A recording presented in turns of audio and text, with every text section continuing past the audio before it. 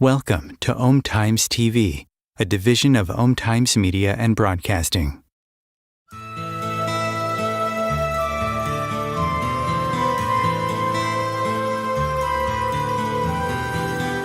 Welcome to What is Going Om, for new thought from the edge of Om.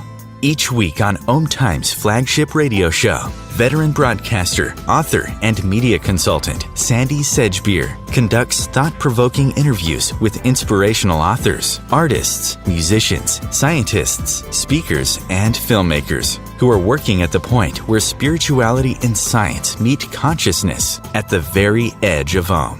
Here is your host, Sandy Sedgbeer. Hello.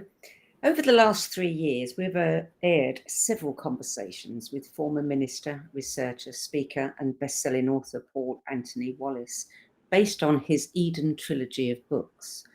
For those of you who didn't catch those episodes, Paul Wallis is a senior churchman who served as a church doctor, a theological educator, and an archdeacon in the Anglican Church in Australia. He's the author of numerous titles on Christian mysticism and spirituality. Paul's work probes the world's mythologies for their insights into human origins and human potential. And Paul joins us again today to continue the conversation with revelations from his fourth book in this series, The Eden Conspiracy, Ancient Memories of ET Contact and the Bible Before God. Paul Wallis, welcome back. G'day, Sandy. It's great to be with you again. You too. So, as revealed in the first 3 books in your Eden series, you believe the Bible is a narrative of paleo contact, a collection of ancestral memories from a time when Earth was colonized and human beings were governed by extraterrestrial beings. In your latest book, and this is the Eden Conspiracy, you are talking about you address many critical questions and a lot of anomalies, and the book is absolutely fascinating. We're not going to have time to go through much of it today, but I think what we should be focusing on are 3, actually probably 6 critical questions, including: what were the world's ancestral stories before they became viewed as fiction and fable?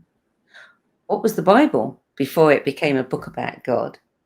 A novel about God, perhaps we should say. And another question: if the Bible was not about God, what was it that our ancestors wanted us to know? So let's start with those, and then we'll add in a few more as we go along. For sure. Well, in the first 3 in the Eden series, I probably established for the reader that many of the stories that we think of as God's stories from the Bible were very probably something else in the beginning. And part of my role as a theological educator was to teach pastors hermeneutics. That's how to interpret ancient texts. And very often we'd have to approach a text with the question: is this the original version of the story, or is it an adaptation of an even earlier version?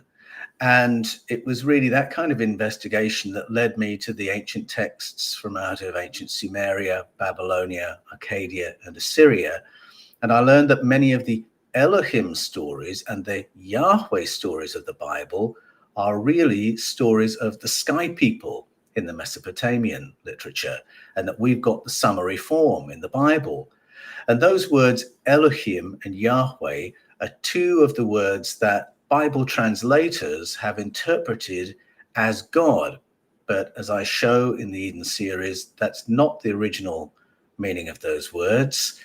Elohim originally means the powerful ones, And Yahweh, well, it's actually a word without a meaning, and we'll probably come back to that a little bit later, but it certainly doesn't indicate what you and I would understand by the word God.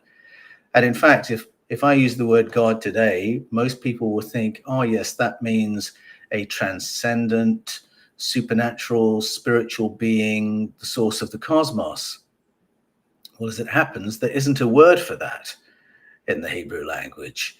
So the stories are not about that. And so in the Eden conspiracy, I asked the question, well, if the stories were not God's stories, what was the whole thing about?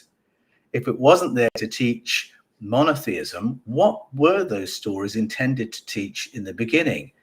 And I peel back the layers and find there's a very rich education that's been bequeathed to us by the Hebrew scribes, an education about social progress, about human origins, about people power, about the persistence of old powers, about the dangers of covert government, about human potential, layer after layer of very rich education, which all disappears the moment you interpret those as God's stories. And the moment you do that, it all becomes about sin and obedience, worship, punishment, right and wrong, good and bad, and you do the right thing. It's all about compliance.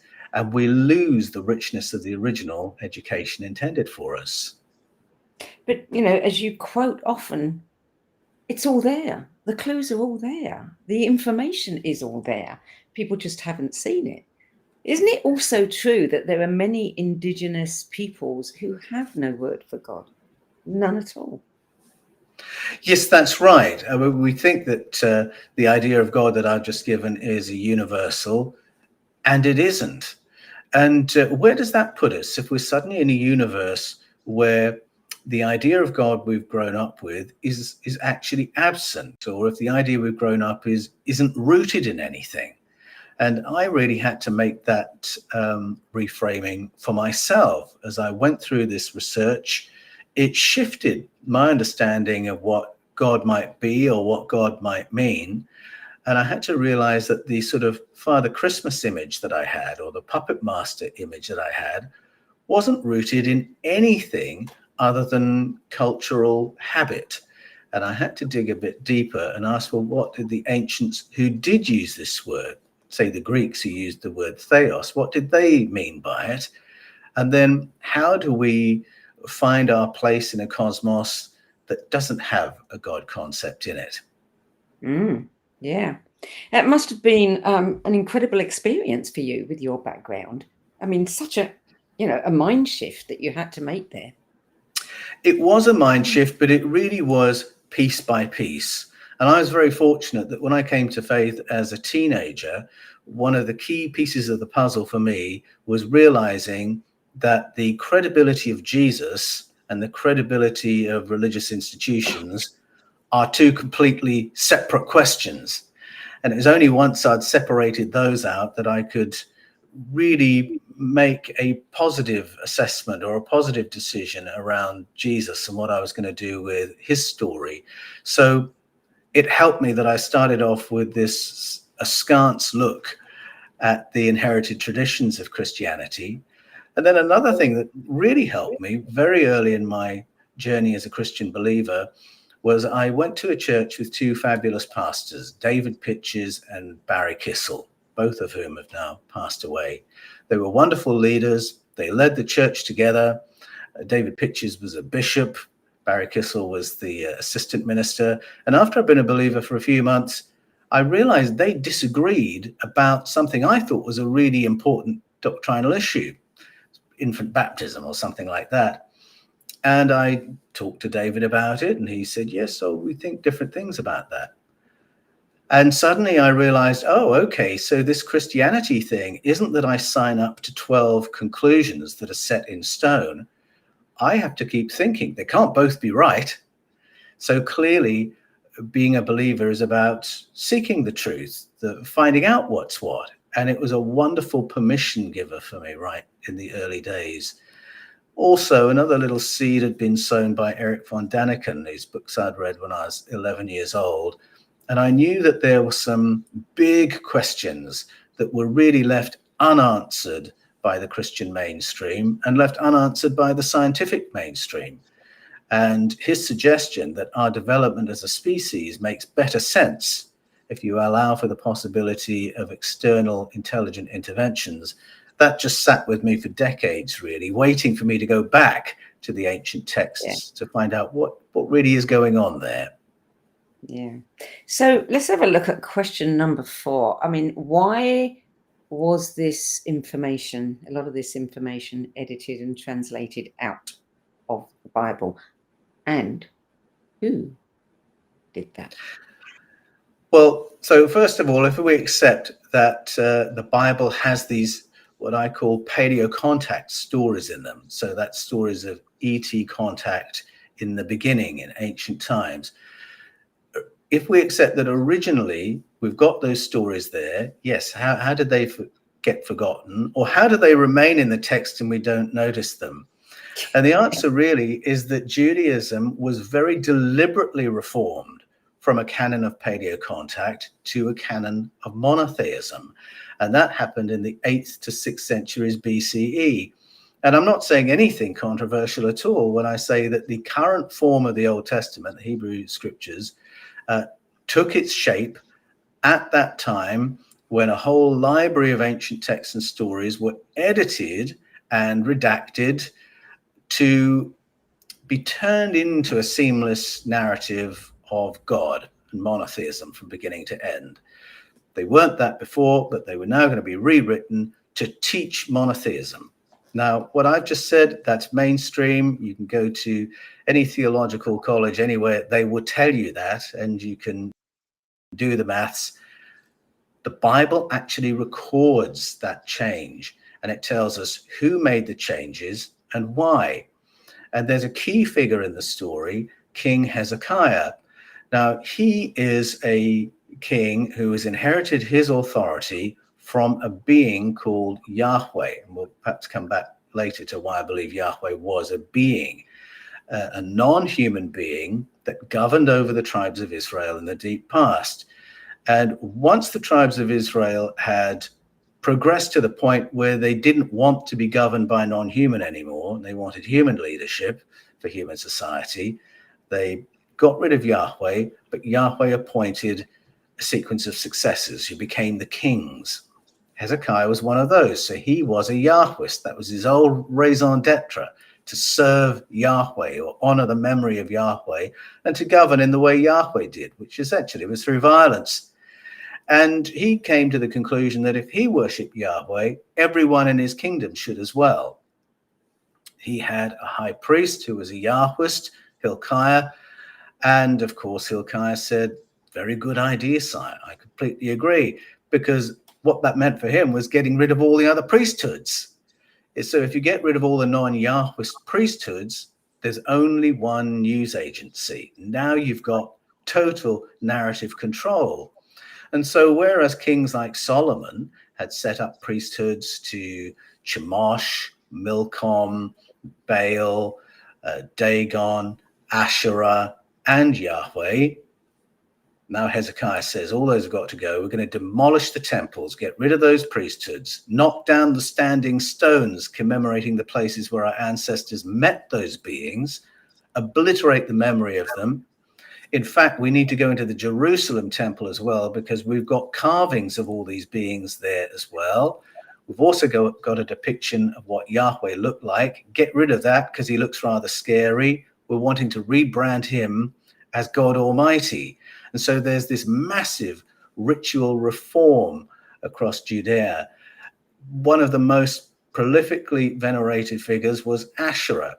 And there were figurines of Asherah in every household, but they had to be confiscated and the heads broken off so they could never be used again. So that's Hezekiah initiating this great ritual reform. And then a couple of generations later, his grandson, Josiah, decides there should be a reform of the narrative as well, a reform of the scriptures. And so, assisted by the royal scribe Shaphan and still the high priest's influences there, Hilkiah, they rewrite the scriptures, turn it into a book of the laws of Yahweh, which explains why everyone has to obey the king, why the king is there on Yahweh's behalf, why we follow Yahweh's laws, and why we demonize everybody else. By the time those two processes were complete, the ritual reform and the reform of the scriptures, Judaism had become a narrative that came from HQ. Now you had one God, that's Yahweh, forget all the others, one king, the Yahweh's king, one high priest, the Yahweh's priest, one temple, the one in Jerusalem, and all the tithes coming to that temple instead of scattered throughout the kingdom. So it's been a massive power grab of wealth and a power grab in terms of narrative control. So now that king can have a neatly ordered theocratic society, one God, one king, one temple, one tax system, one tithe system, it's what any government would want, a society that's easily managed, and he can do it in the name of God. And because he's picked a violent God, it justifies any force he wants to use to maintain control or get other people's lands. So that's why the redaction was made. That's why the Hebrew scriptures have taken the form that they have, except that the earlier stories are still visible. So if you go to a book like Jeremiah, Jeremiah still tells us that on every high hill and under every green tree, from every garrison city to every fortified town, there were installations to Asherah, and that the people loved Asherah and commemorated her with thanksgiving at every harvest festival. And they remembered Yahweh as a very negative experience in their past. They didn't live by his laws anymore, and they certainly didn't worship him. Jeremiah tells us all that. And so you might say, well, how on earth can you come away with Yahweh's monotheism if Jeremiah is telling us that? And the answer is that he adds a little sentence giving his opinion of that. He'll say, on every high hill, under every green tree, people loved Asherah. Here's the sentence: isn't that awful? Isn't that idolatrous? And so the moment the narrator says that, you think, oh, yeah, oh, yes, how awful. But if you can separate the narrator's opinion from the narrator's information, yes, you realize there may be a difference between what the narrator's just said and what the author has just told you. The narrator would want you to forget Asherah ever existed. The author is guaranteed you'll never forget, because there it is in the text. It's just a matter of moving beyond the narrator's opinion and asking yourself, sorry, what did he just say? So who was Asherah? I was looking her up earlier, and what I found on Wikipedia was that a lot of scholars associate her with Eve. So it looks as though people have been trying to reposition her in some ways, you know, move her around. She's a mother goddess. And it also says that there's further speculation that the Shekinah, as a feminine aspect of Yahweh, may be a cultural memory or devolution of Asherah. Well, Asherah originally was remembered as an advanced being who came and tutored the ancestors of the Hebrew people in the secrets of agronomy. She is basically the Hebrew version of Hathor, Venus, Astarte. There are figures around the world like Mbabwana Warisa in the Zulu tradition, Hunhunapu in the Mesoamerican tradition. These female figures who are credited with visiting us in the deep past and giving us all the tools with which to become a civilization. And that's rooted in agronomy. So that's knowing which plants are good for eating, which are good to avoid, which are good for medicines, which are good for higher consciousness, and then how you cultivate them. Because as soon as you can cultivate them, you'll have surpluses, and then you'll have a specialized society, and then you can start building cities and become a civilization. That is what Asherah was commemorated for, with these equivalent figures all around the world. That's why at the harvest festivals is Asherah they were giving thanks to, because without Asherah, no harvest. And the persistence of the cult of Ashera is really something to be wondered at. I mean, clearly the kings intended for her memory to be extinguished by the 6th century BCE. And yet you go throughout Eastern Europe, if you find an olive tree in a church courtyard in an Orthodox church, that's the cult of Ashera right there, continuing covertly. I went to Brazil in the 1980s, and I went to a beautiful place in Pernambuco called Pesqueira, and they were having a harvest festival.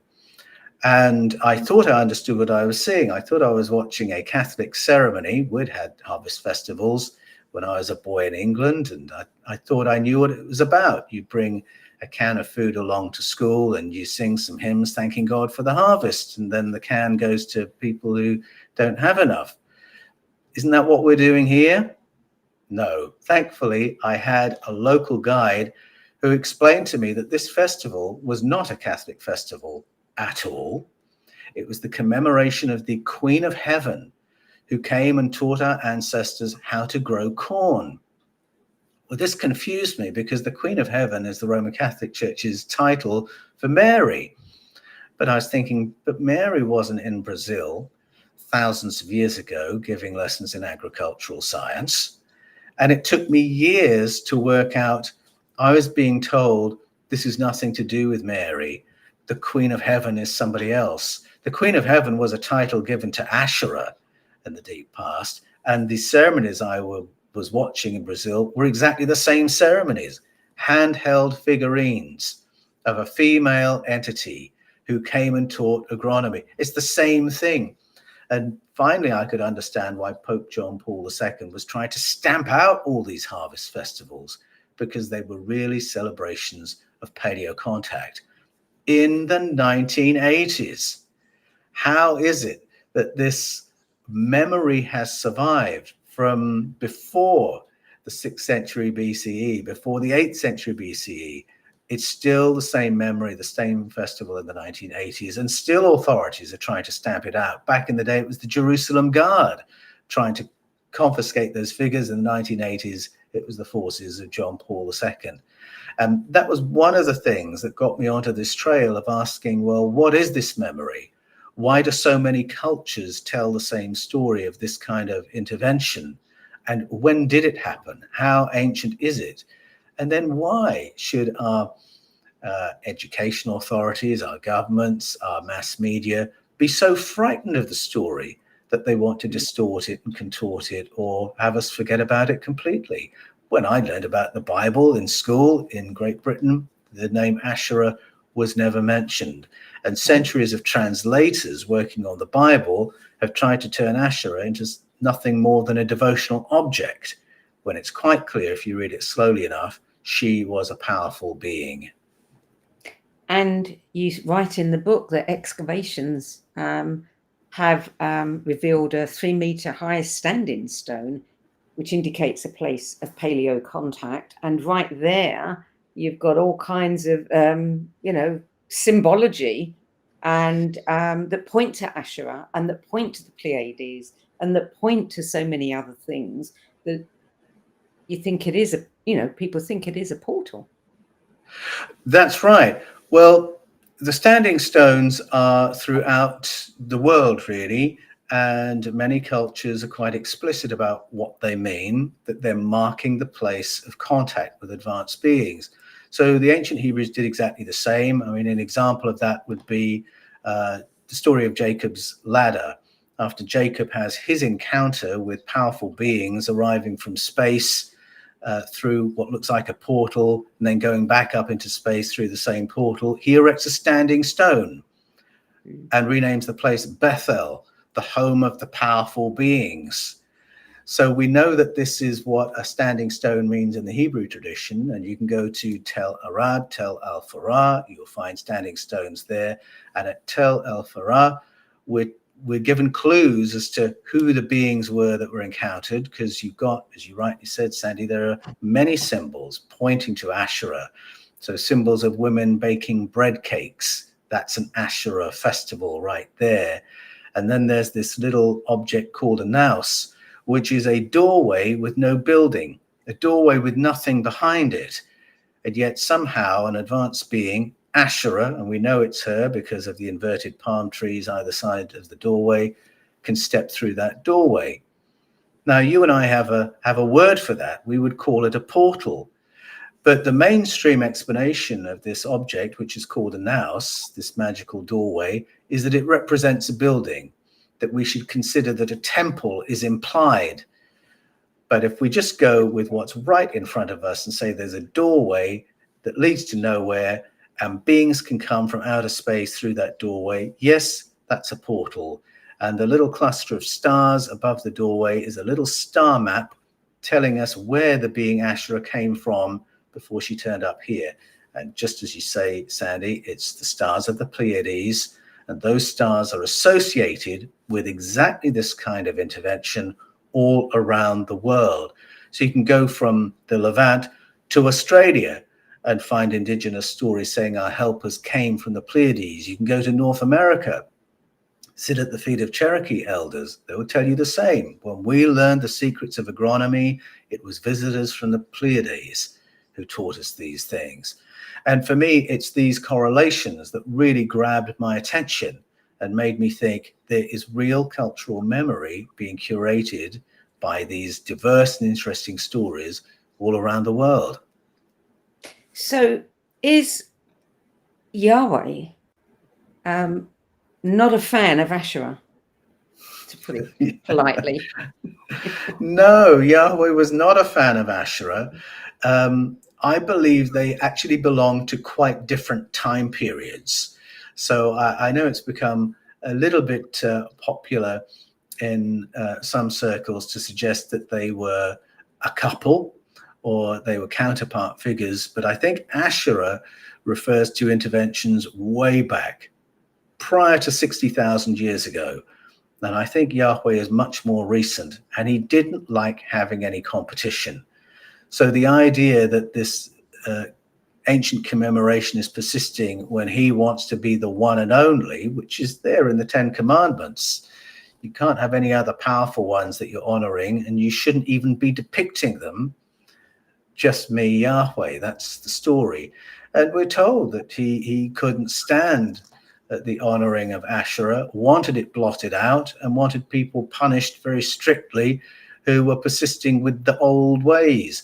And in fact, just to show the seriousness of this, if you go to the book of Ezekiel, in Ezekiel, a spokesperson turns up for Yahweh and says Yahweh is very displeased by this. He's very unhappy. There are still carvings of the Tseva Hashemayim in the Jerusalem temple. That's all the sky armies and the diverse beings who comprised it. And he said, we're going to do some ethnic cleansing here. Any family not willing to come into the public square and show open grief at the presence of these carvings is going to be killed. And we're going to use these devices. And he presented Ezekiel with the Kedi Mapaso and the Kedi Mashito. These translate as the shattering thing and the disintegrating thing. And apparently 6 individuals equipped with one of those can ethnically cleanse an entire district. So that's how much it mattered to Yahweh that these other figures were remembered. He would actually go and do ethnic cleansing to obliterate their memory. So that's a rather violent aspect to this ritual reform, as we might politely call it, that's spelled out for us in the Bible. And I think one of the amazing things, and I love shining a light on this in the Eden Conspiracy, is that the Bible is totally open about this change. The Bible tells us that Judaism used to be a memory of paleo contact and that it was turned into Yahwist monotheism. It tells us who did it, why they did it, when they did it, who the key players were: Hilkiah, Shaphan, Josiah, Hezekiah, Ezra. Tells us when it was done. So really, if you read the Bible slowly enough, you can't miss the fact that there's been a narrative change and how that narrative control was affected. And at times it was done through violence. Yeah. And very advanced weapons.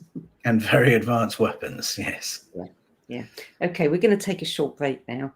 You're listening to What is Going On. I'm Sandy Sedgbeer, and my guest today is researcher, speaker, and former minister and author Paul Anthony Wallis. And we're discussing the fourth book in his best-selling Eden series, The Eden Conspiracy, Ancient Memories of ET Contact and the Bible Before God. We'll be back with more from Paul Anthony Wallis in a few moments. Times TV. Imagine becoming a super influencer. Reinvent yourself, invest in your brand, and then manifest your success with a robust spheric approach.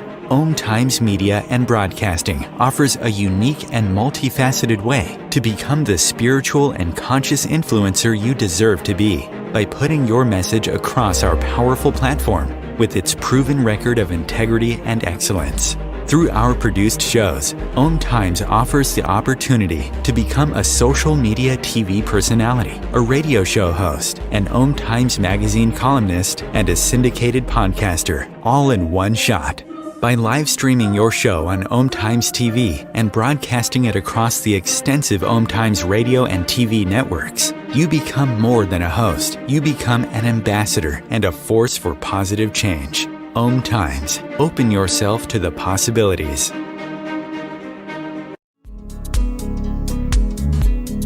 Hello, I'm Sandy Sedgbeer, host of Times flagship radio show What is Going On, and as an author, editor and 13 times book judge who's read thousands of books and interviewed hundreds of authors, I'm constantly asked what's really worth reading and what's not. So I created the No BS Spiritual Book Club to help you save time and money by picking the brains of discerning names who have walked this path before you. There's no catch, no fees and no BS, just an ever-growing library of 10 best spiritual book lists from some of your favourite authors and teachers, plus free book excerpts, audios and video interviews with people like Don Miguel Ruiz Jr., David G., Lee Harris, Mark Nepo and more. From well-known classics to hidden gems you've never heard of, it's the only no BS guide to the best spiritual books to enlighten your journey of self-discovery. So why not join the club? Get inspired and save money at the nobsspiritualbookclub.com. There are 16 million children struggling with hunger in America. That's 1 in 5 daughters, sons, neighbors, and classmates who don't know where their next meal is coming from. Yet billions of pounds of good food go to waste every year. It's time we do something about it. Feeding America is a nationwide network of food banks that helps provide meals to millions of kids and families in need. Visit feedingamerica.org to help them feed even more. Together, we can solve hunger. Together, we're feeding America. Welcome back. Paul Wallis, you met Brigadier General Haim, I don't know if I'm pronouncing it correctly, Eshed, Israel's former chief of space security, didn't you? Well, I would love to have met him, and I'm glad that scene is that vivid in the book. But in The Eden Conspiracy, I take the reader into the meeting that Eshed had with the journalists from Yediot Aharonot, which is the Israeli newspaper. And we sit at his feet as he gave his statement just before Christmas 2020. And I tell it that way because I want to slow it right down second by second so we can really get the import of what he was telling us. Now, in case people don't know, Brigadier General Haim Eshed was for 28 years Israel's chief of space security. So a very credible person, a professor. It was his job to know, moment by moment, if there was any kind of an ET presence or threat to our planet. That was his job. And Christmas 2020, he steps up to the mic, he speaks to Yediot Aharonot, and he says that on the basis of 28 years of privileged information, his understanding is that we have been in contact with ET visitors for more than 7 decades at a covert government level. And he gets quite specific which governments, the USA and Israel. And then he says, because he doesn't have authority to go beyond that, there may be other national governments around the world. who have a covert representation in conversations with the Galactic Council. This is the phrase he uses. And that agreements have been made, collaborations are underway, that we have access to their technology, which is interstellar technology, and that we've agreed to their program of research in and around planet Earth. And again, he gets specific. He means on Earth and on Mars. So this is an incredible statement. And if anyone else had said it, you would think it's been fascinating. Do you have a doctor that I could speak to? But this is a very credible person. It was his job to know about these things. You couldn't have someone with access to more privileged information than Hezekiah. And it's because of who he is that we have to stop and say, wait, what did he just say? And when he says in contact, covert government level, more than 7 decades, a lot of people will say, well, yes, I'd sort of guessed that. I'd more or less worked that out. But the time frame he gives is very interesting, because that takes us back to the time when mass sightings began happening at an incredible rate, a rate we had never seen before. And I'm talking about the 1940s, after the detonations of the atomic bomb over Trinity, and then the obliteration of Nagasaki and Hiroshima. It was following those detonations that our skies were suddenly full of UFOs. And we're talking about the presidential administration of Harry Truman. Now, what's interesting about Hezekiah naming that time frame is that it's been a matter of urban legend for many decades that Truman and Eisenhower knew about ET contact and were involved in conversations with said Galactic Federation or Galactic Council. Hezekiah has more or less authenticated those stories. He is saying, yes, those were the administrations at the beginning of this iteration of contact. And then he gets very specific that there are ongoing implications of the decisions made then. And it's not going to stay this way forever, that our visitors are waiting for us to become a spacefaring civilization. The moment we do that, that's when we have a seat at that council. That's when we become neighbors rather than the studied or the abducted or the examined. But they're just waiting for humanity to reach that place of maturity. And the phrase Hezekiah used was, when we, you and I, have a better understanding of what space is and what spaceships are. So he's basically saying there's a technological bar we have to reach. And the policy of non-disclosure is being defined by our visitors, who are saying they're not going to self-disclose until that happens. But it's also being defined by what Americans refer to as the program. That's the Pentagon's program for reverse engineering materials retrieved from UFO retrievals.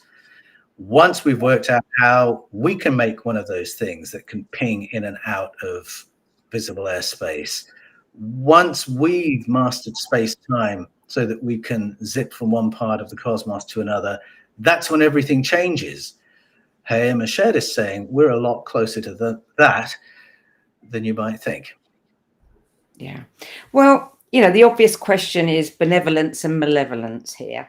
And you do talk about various sightings around nuclear reactors, etc., that were of a benevolent nature. It sounds like they were trying to, stabilize things that were going on, trying to prevent certain things from happening. But at the same time, there's an awful lot in the book that is about the more malevolent side, Yahweh's imprint, if you like, with certain warnings in the Bible. And I mean, there's one in particular that I wanted to quote. Is it Micaiah? 1 Yeah. Kings 22, when he said something about the divide and conquer politics of the Sky Council forewarns future generations of the possibility of our world leaders being managed and deceived by inscrutable powers, etc. Yes, it's an old story.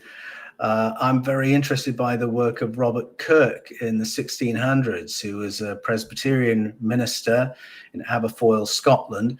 And anyone who knows anything about religious history knows I've just described a very conservative person in a very conservative time, and yet on the basis of his study of the local experience, he came to the conclusion that there is a non-human layer in the governance of Project Earth, and that it is management by a cadre of beings who don't have much fellow feeling with humanity, and that you can recognize their influence when you can spot governments behaving in a way with total disregard to the welfare of ordinary human beings.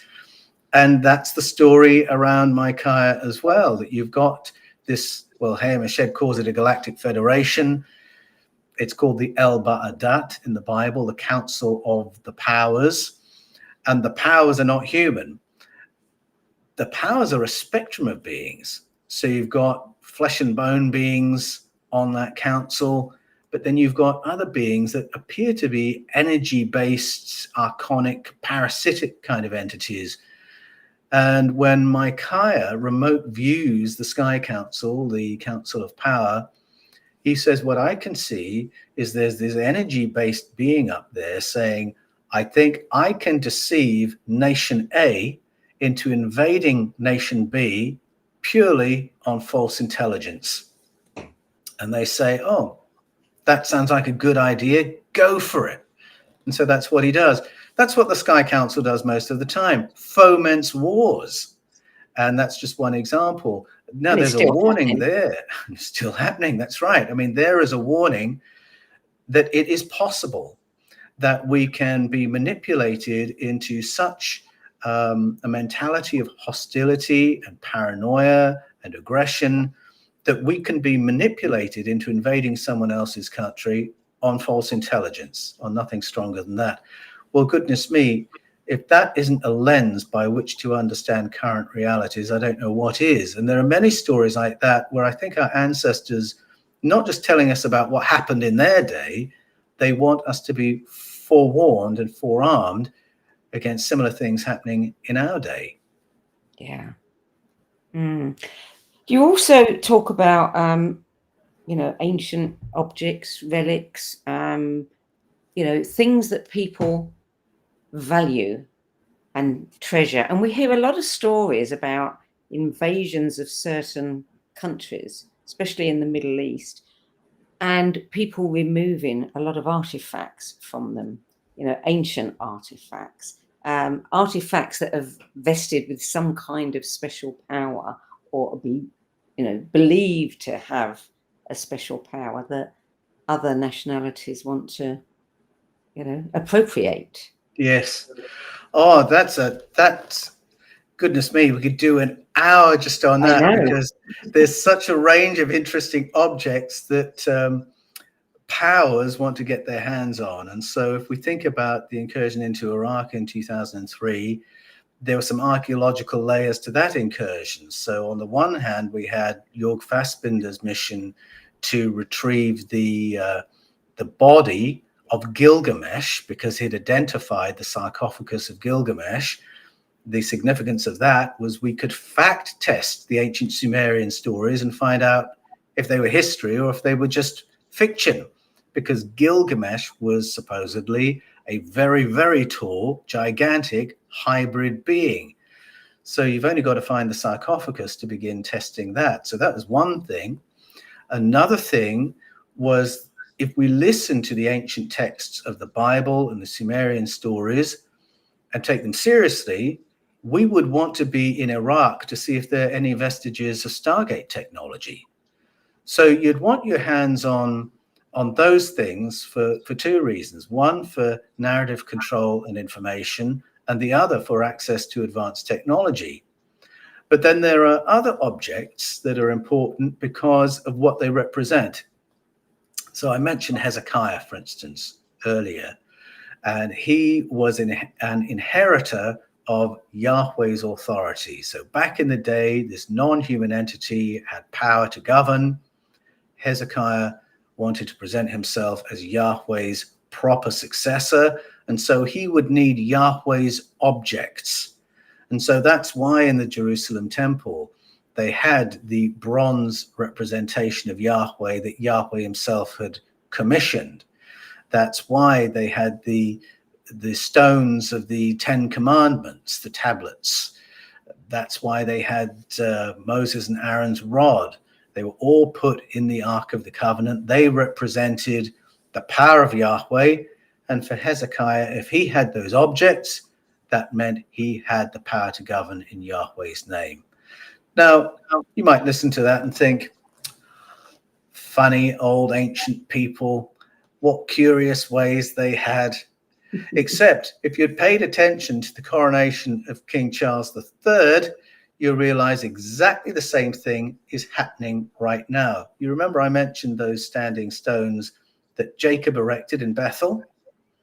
So Jacob, the great patriarch, erects these standing stones to say, I had contact with the powerful ones here.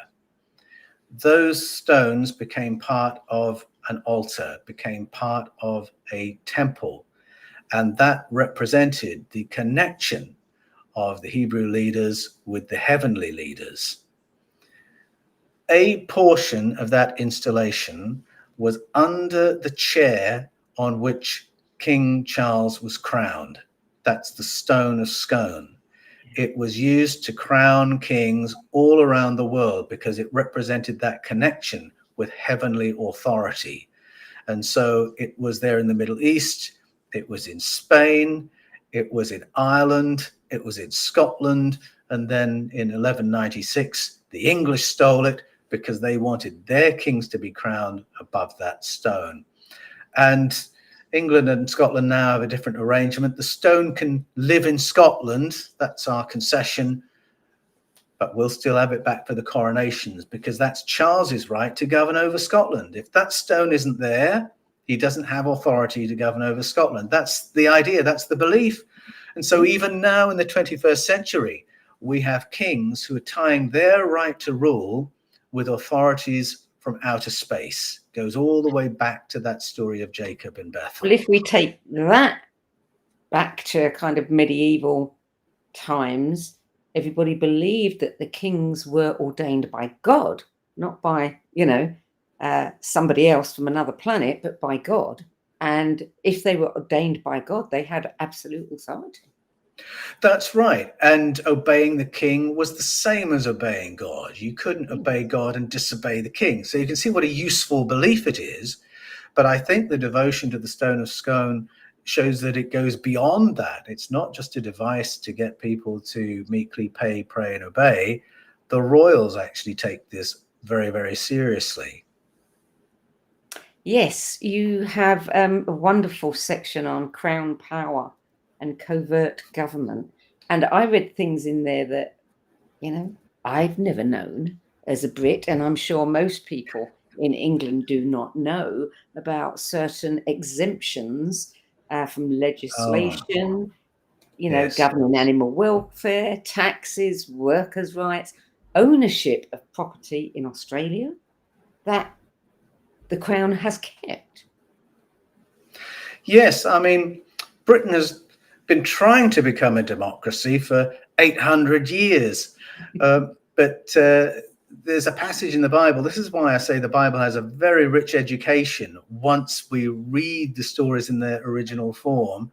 And you go to the story where the tribes of Israel sack Yahweh, and there's some very subtle lessons there about the persistence of old powers.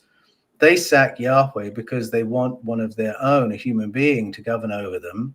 So he disappears off, except it turns out he's still pulling strings from behind closed doors. He's actually appointing his first couple of successors.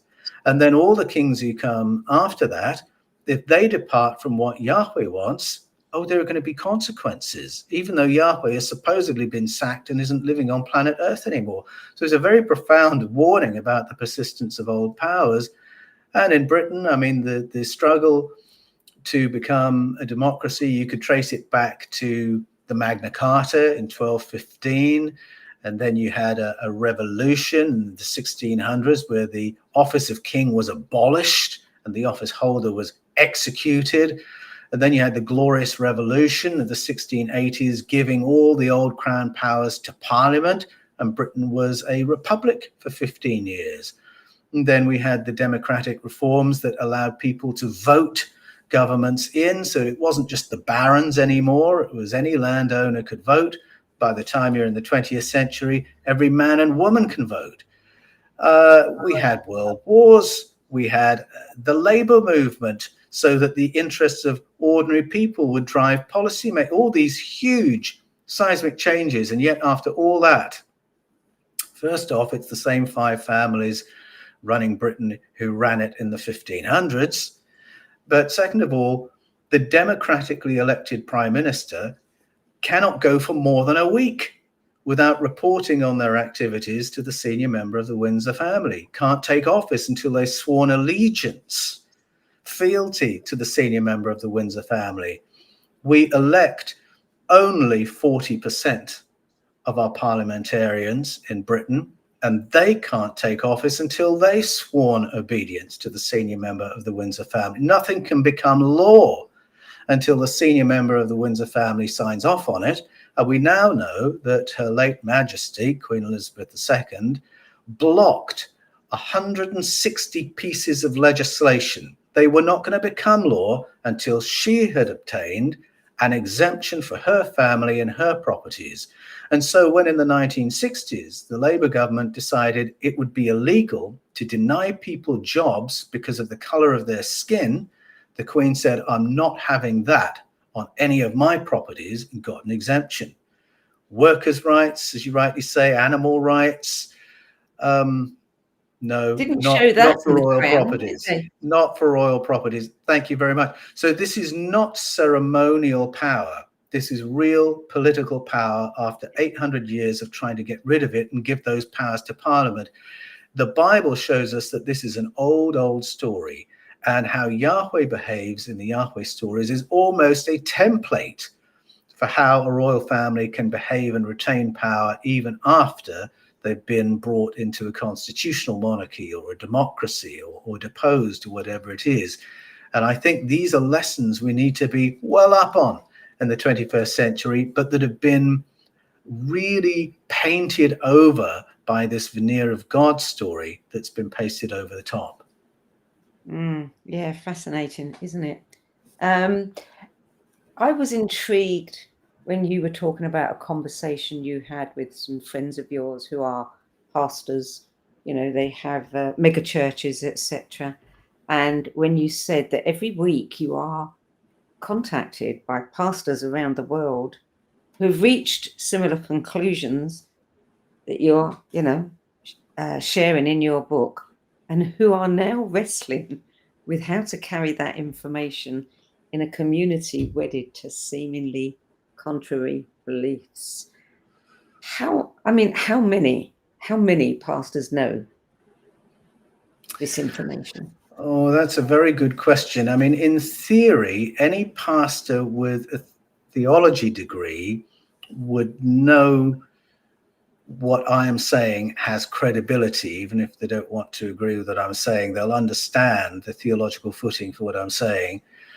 Anyone who has a theological degree would know that the Bible stories of God are based on Sumerian stories of sky people, and that sky people is a Sumerian word for extraterrestrial. The problem is, first of all, a lot of pastors don't want to think about that, because when they're being exposed to that information, all they want is to get their degree so they can get on and be a pastor.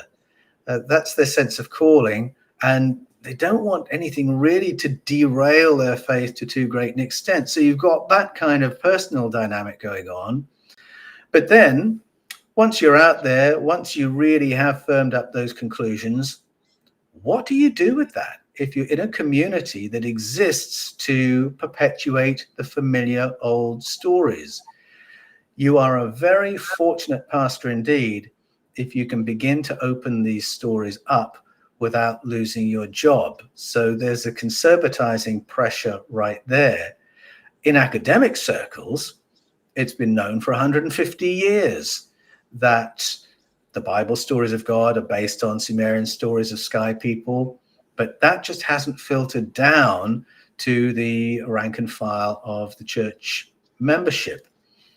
Now, there are pastors, I hear from youth pastors, senior pastors, retired pastors, who are wrestling with what I'm talking about. And they say, how do we begin to open this conversation up? They don't want to take the coward's route out and simply never talk about it. But they know if that all of a sudden on a Sunday morning, they stand up and say, read Paul Wallis's book, I believe every word in it, that's going to be the end of their pastoral relationship with at least half their congregation. So there's actually not much point in their doing that. So how do they open the conversation up? And one of the things I suggest in the Eden Conspiracy is something that I've come to through my conversations with Mauro Benino, who is a wonderful Italian Bible scholar. Stop you there, Paul. We're about to run out of time. Could you condense that right down? Because it's such a cliffhanger. Okay, so probably the best solution I offer in the Eden Conspiracy is to leave the key words untranslated. So Elohim, Yahweh, El Ba'adat, Kedi Mapasau, Kedi Mashatau, all those words, El Shaddai, El Elyon, Ruach, Kavod, leave them untranslated and let people see how they behave in the text. They'll be full of questions. And then when they come to you with their questions, just be honest or leave the questions hanging. When you preach on these texts, point out what's happening and say, now, what do you make of that? And leave the question hanging, because your people are intelligent enough to work out what's going on. It's all there in the Holy Bible. So just shine a little bit of light on those passages. And we're going to have to leave our viewers hanging as well. We're going to have to do a follow-up to this, Paul. There's too much to share. For sure. For sure. Okay. Thank you for joining us today. We're almost out of time. The book is The Eden Conspiracy, Ancient Memories of ET Contact, fourth book in Paul's explosive Eden series. You've got to read them all. More information about Paul, go to paulanthonywallis.com, and you can watch more interviews and documentaries on the Fifth Kind TV channel on YouTube. That's it. We're out of time. Thanks for joining us today.